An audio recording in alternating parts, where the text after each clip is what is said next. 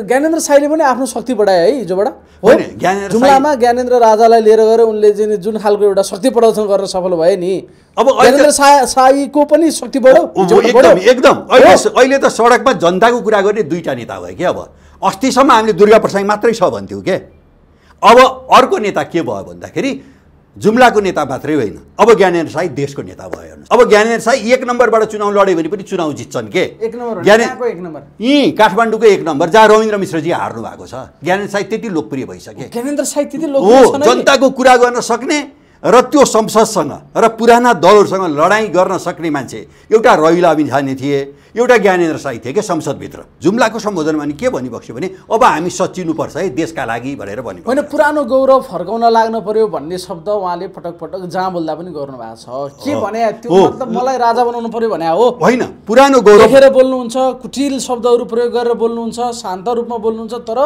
गम्भीर कुरा बोलिरहनु भएको छ ज्ञानेन्द्र साईले धेरैवटा तपाईँले कुरा गर्नु भने भैरवादेखि हिजो जुम्लासम्मको कुरा गर्दाखेरि सारभूत रूपमा कन्टेन्ट उस्तै छ पुरानो गौरव फर्काउनको लागि लाग्नु पर्यो पुरानो गौरव के हो पुरानो गौरव देश त धेरै अगाडि बढिसक्यो भने कहाँ थियो पुरानो गौरव भने पुरानो जुम्लाको जुन कार्यक्रम हो त्यो चाहिँ नेपालको इतिहासमै अभूतपूर्व कार्यक्रम भयो प्रचण्ड र माधव नेपाल चाहिँ कुन प्लानेटबाट आएको हो के उहाँहरू चाहिँ माइती घरमा बस्न पाउने दुर्गा प्रसाईले चाहिँ माइती घरमा बसेर विरोध गर्न नपाउने राजनीतिक विश्लेषक रञ्जन खनाल हामीसँग हुनुहुन्छ सर स्वागत छ हजुरलाई नमस्कार धन्यवाद अब उपचुनावको रनको एकातिर छ राजनीतिक दलहरूको आफ्नो एक खालको तयारी छ दौडधोप छ पूर्व राजा ज्ञानेन्द्र शाहको सक्रियता अर्को ठाउँमा छ नयाँ सरकार बनेको छ नयाँ सरकारका मन्त्रीले काम गर्न खोजेकोदेखि संसदमा काङ्ग्रेसले मत चाहेको रडाको समयका विषयहरू छन् बिस्तारै हामी प्रवेश गरौँ सबभन्दा पहिला चाहिँ जुम्लामा चाहिँ पूर्व राजा ज्ञानेन्द्र शाह र ज्ञानेन्द्र साईले जुन हिजो एउटा शक्ति प्रदर्शन गरे र त्यसको एउटा व्यापक रूपमा चर्चा देशव्यापी रहेको छ जुम्ला जस्तो ठाउँमा चाहिँ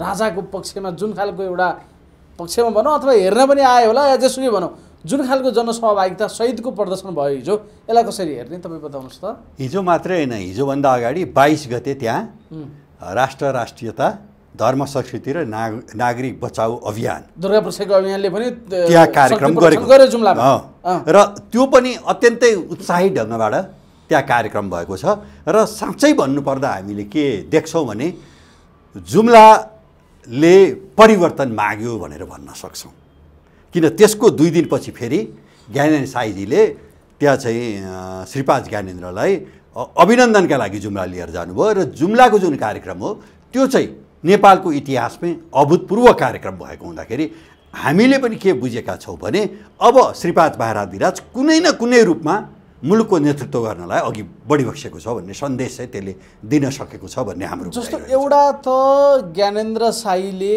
जुम्लाबाट राप्रपाबाट चुनाव जित्ने कुरा नै तत्कालीन अवस्थामा त्यो एउटा अचम्मको कुरा थियो किनभने त्यहाँ माओवादीले वर्षौँदेखि जरा गाडिरहेको जनयुद्धको आधारभूमि भन्दै पनि भयो होइन कालीकोटसँगैको जिल्ला हुम्ला जुम्ला होइन कालीकोट उतै जिल्ला अब त्यहाँ आएर एउटा सरप्राइज ज्ञानेन्द्र साईले हलो चिन्हबाट चुनाव जित्नु थियो र अहिले आएर जुन सङ्ख्यामा त्यहाँ हेर्दाखेरि छपक्कै मान्छे देखिन्छन् जुम्लामा राजा हेर्ने मान्छेको जुन एउटा भिड देखियो नि ताती के हो त अब यसले गरेको सङ्केत के हो कहाँबाट आए मान्छे किन आए ती मान्छेहरू जुम्लामा त्यत्रा मान्छेहरू राजा अब कहिले नदेखेको राजा आउने भनेर हेर्न पो आए कि कसरी हेर्ने ल बताउनु न तपाईँ अब यसमा केही गम्भीर अर्थ छ कि एउटा सामान्य मेला पर्व जस्तो हो कि किन कृष्ण कण्डेलले गीत गाउँदा नि मान्छे त त्यतिकै आउँछन् फेरि त्यस्तो पो हो कि के हो त तत्त्व के हो होइन त्यसमा फरक छ र श्रीपाद महाराधिराज चाहिँ के छ भन्दाखेरि मेची पुलदेखि सुरु गरेर नि सबै नेपालगञ्ज भैरवा अब वीरगञ्ज यी सबै ठाउँहरूमा तराई पहाड सबै ठाउँमा गइबसेको छ कि त्यहाँ हामीले के देखिराखेका छौँ भने जस्तो भैरवाकै साथीहरूले पनि के भन्नुहुन्थ्यो भने आयोजकले नि हामीले सोचेकै थिएनौँ त्यो सङ्ख्यामा चाहिँ स्वस्फूर्त रूपमा चाहिँ नागरिक आए होइन त्यसरी नै दुर्गा प्रसाईजीको फेरि मङ्सिरको जुन 7 गतेकोलाई पनि म जोड्न चाहन्छु कि त्यहाँ पनि दुर्गा प्रसाईजी आफैलाई लागेको थिएन अरे कि त्यति मान्छे आउँछन् भनेर तर मान्छे आए र यहाँ के भयो भन्दाखेरि अहिलेको गणतन्त्रले अहिलेको लोकतन्त्रले जनयुद्ध लडेका कमान्डरहरू चाहिँ अहिले सरकारको प्रमुख हुनुहुन्छ तर उहाँहरूले के गरिदिनु भयो भने लोकतन्त्रलाई आफ्ना लागि लोकतन्त्र बनाइदिनु भयो के हेर्नुहोस् लोकतन्त्र भनेको त लोकको तन्त्र हो नि त उहाँहरू चाहिँ बसेर माइती घरमा विरोध गर्न पाउने होइन। केपी ओली प्रधानमन्त्री हुनुहुन्थ्यो, उहाँ माधव नेपाल र कामरेड प्रचण्ड चाहिँ त्यहाँ जानुभयो र भुइँमा बसेर 100-150 मान्छे हुनुहुन्थ्यो, धेरै पनि हुनुहुन्थेन। हामी यहाँ छौँ भनेर हामी यहाँ छौँ भन्नुभयो। तपाईँहरूसँग त्यो भिडियो क्लिप होला के भनेपछि प्रचण्ड र माधव नेपाल चाहिँ कुन प्लानेटबाट आएको हो के? उहाँहरू चाहिँ माइती घरमा बस्न पाउने, दुर्गा प्रसाईले चाहिँ माइती घरमा बसेर विरोध गर्न नपाउने, त्यो एउटा सन्दर्भ हो। खालि मैले अहिले जुम्लाको सन्दर्भमा कुराकानी गर्दाखेरि त्यो भिड खालि एउटा भिड मात्र थियो कि चेतनासहितको भिड थियो कि आवेगको थियो कि एउटा रमाइलो हेर्न आएको थियो कि के थियो होला भन्न खोजेँ क्या। जुम्लामा त्यत्रो धेरै मान्छे एकैचोटि आउने कुरा त सायद पहिलोचोटि जस्तो देखेँ मैले त। पहिला पनि भएको थियो कि अथवा के थियो होइन, त्यसले त एउटा सन्देश त दियो नि। जुम्लामा त्यत्रो मान्छेहरू एकैचोटि भेला भएका छन्, ज्ञानेन्द्र शाह र ज्ञानेन्द्र साई हल बाँधेर हिँडेका छन्। के हो यो कुरा? मुलुकका सबै ठाउँहरूमा नै के देखियो भने मैले बारम्बार भन्ने गरेको छु, हामीले के देखेका छौँ भने जनविद्रोहको लागि नागरिक तयार छ, मुलुकमा परिवर्तन चाहिएको छ। र महाराज प्रत्येक सम्बोधनमा, जुम्लाको सम्बोधनमा नि के भनिबक्स्यो भने अब हामी सचिनुपर्छ है देशका लागि भनेर भनि होइन, पुरानो गौरव फर्काउन लाग्नु पर्यो भन्ने शब्द उहाँले पटक पटक जहाँ बोल्दा पनि गर्नुभएको छ। के भने त्यो मतलब मलाई राजा बनाउनु पर्यो भने हो होइन, पुरानो गौरव देखेर बोल्नुहुन्छ, कुटिल शब्दहरू प्रयोग गरेर बोल्नुहुन्छ, शान्त रूपमा बोल्नुहुन्छ, तर गम्भीर कुरा बोलिरहनु भएको छ ज्ञानेन्द्र शाहले। धेरैवटा तपाईँले कुरा गर्नु भने भैरवादेखि हिजो जुम्लासम्मको कुरा गर्दाखेरि सारभूत रूपमा कन्टेन्ट उस्तै छ।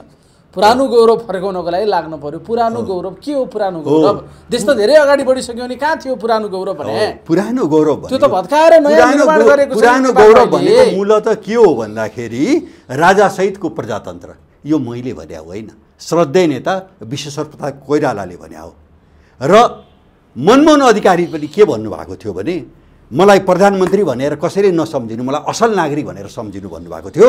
र मनमोहन अधिकारीको एउटा प्रसङ्ग छ के, उहाँले के भन्नुहुन्थ्यो भने नेपालका राजा त धेरै विद्वान राजा रहेछन्, हामीले मान्नुपर्छ राज संस्थालाई, एक्सेस दिनुपर्छ भनेर मनमोहन अधिकारीले पनि भने हो।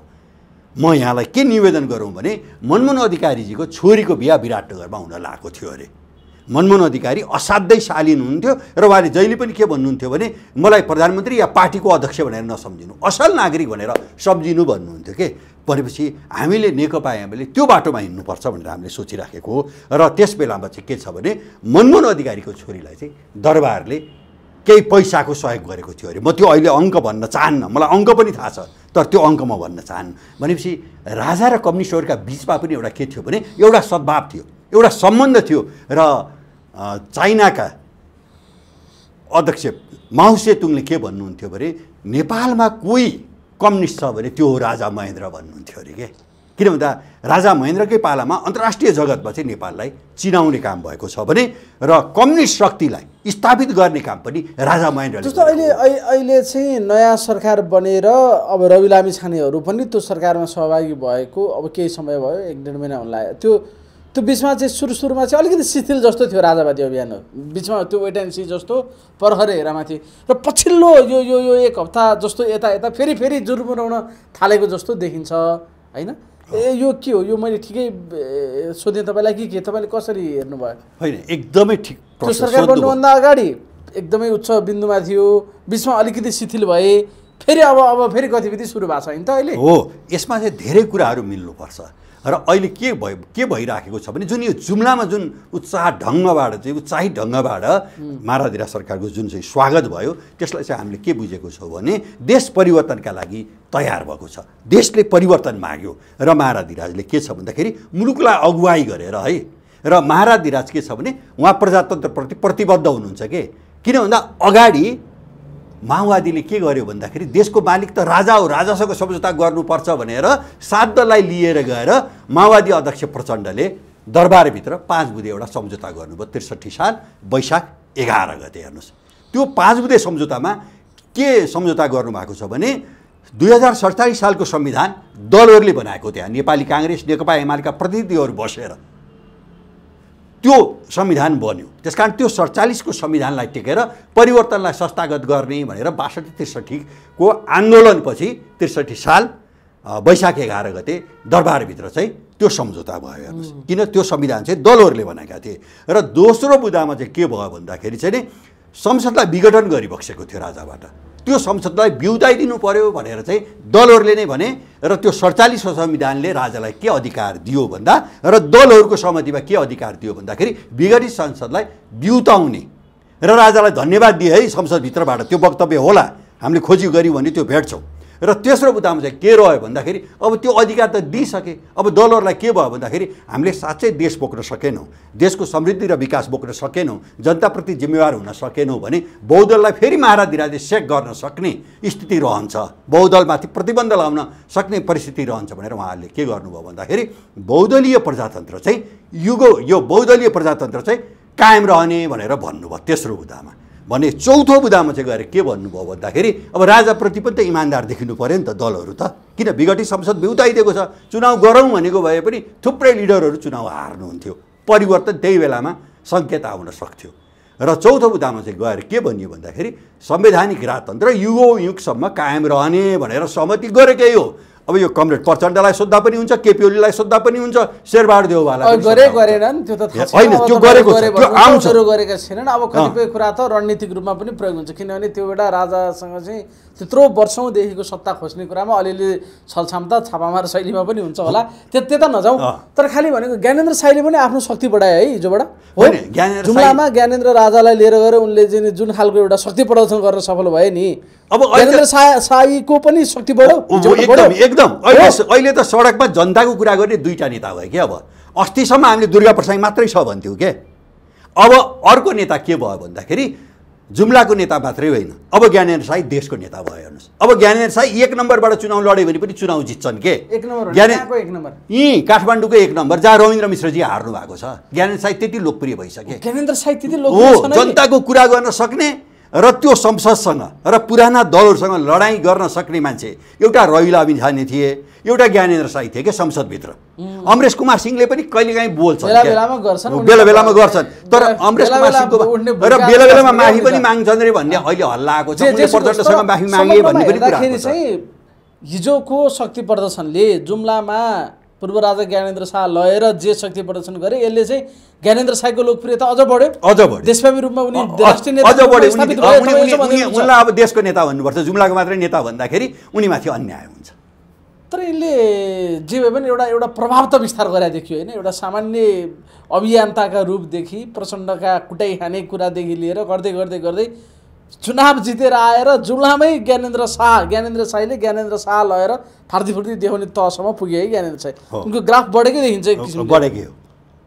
अब तपाईँहरूले नै टिप्पणी गर्नुहुन्छ, पहिला त ज्ञानेन्द्र साई राजावादी होइनन् नि भनेर धेरै साथीहरूले मलाई आफै भन्थे नि, के राजा म को राजा, उनले पनि राजा कस्तो राजा, के को राजा भन्थे त उनी आफै। तर उनीसँग के रह्यो भने उनी र हामी नेपालका लागि नेपाली भन्ने जुन एउटा अभियान थियो, त्यो अभियानमा हामी सँगै बसेका थियौँ र त्यस बेलामा उहाँले फरक मत राखेकै हो कि, त्यो आज हामीले भन्नुपर्छ। तर उनले के छ भन्दाखेरि परिवर्तनलाई जब मान्छेले स्वीकार गर्छ नि, जब जनताको भावनालाई कदर गर्छ नि, त्यो मान्छे लोकप्रिय हुन्छ, त्यो मान्छे सफल हुन्छ कि राजनीतिमा। आज त्यही सफलता चाहिँ ज्ञानेन्द्र साईले प्राप्त गरे कि, उनले बुझे अब समयले परिवर्तन मागेको छ, अब मैले राजालाई लिएर जानुपर्छ भन्ने कुरा बुझे, समयले उनलाई साथ दियो। तर राप्रपामा ज्ञानेन्द्र साई जसरी उदाइराखेका छन् त्यसले त अब राप्रपा त त्यो वर्षौँदेखि जमेको खिया लागेका मान्छेहरू पनि छन् धेरै।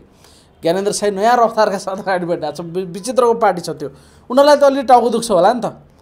फेरि ज्ञानेन्द्र शाह पूर्व राजा ज्ञानेन्द्रले पनि ज्ञानेन्द्र साईलाई राम्रोसँग एक्सपोजर दिएको देखिन्छ, ट्याक्क 2 बाई ड्याक दौरा सुरुवाल लगाएर हिँडिराखेका छन्, फोटो हात हल्लाउँदै हिँडेका छन्।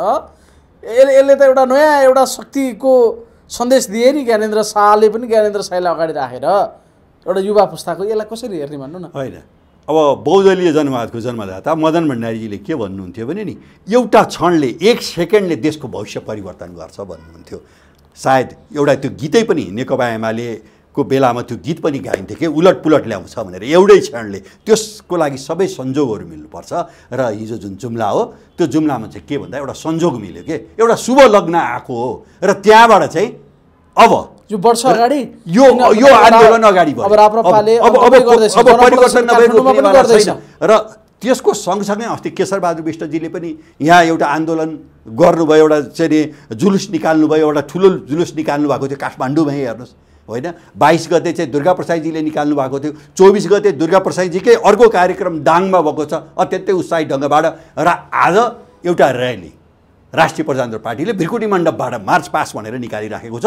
लगभग 3-4 दिनको कार्यक्रम आइराखेको छ। चौतर्फी रूपमा घेरा हालिसके राजावादीहरूले। होइन अब उहाँहरूले केही दुर्गा गर्नै प्रसाई पनि सक्नु अगाडि बढेका छन् हो, ठाउँ ठाउँमा हो। दुर्गा प्रसाईले जुम्लामै गएर कास्टिङ दिएका थिए गरिसके। फेरि त्यता गयो अँ।